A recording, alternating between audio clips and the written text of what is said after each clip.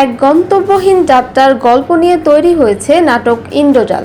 এই নাটকের কেন্দ্রীয় চরিত্রে রয়েছে শায়লা, যে বাড়ি থেকে পালিয়ে গেছে বাবার দ্বিতীয় স্ত্রীর অত্যাচারে। রাতের রাস্তায় শায়লার সঙ্গে দেখা হয় আজাদ ও রাইসুলের। শায়লা জানায় আজ রাত কোথায় কাটাবে সে জানে না। আজাদ তাকে নিয়ে যায় নিজের খালার বাসায়। সেখানে এক রুম ভাড়া নিয়ে থাকতে শুরু করে শায়লা, কিন্তু কয়েকদিন পর হঠাৎ উধাও হয়ে যায় সে।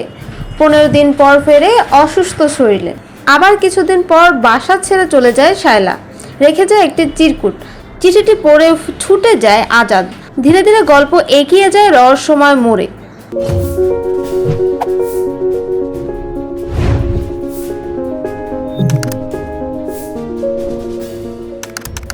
শায়লার চরিত্রে অভিনয় করেছেন সামিরা খান মাহি। তার বিপরীতে দেখা যাবে খায়রুল বাশারকে।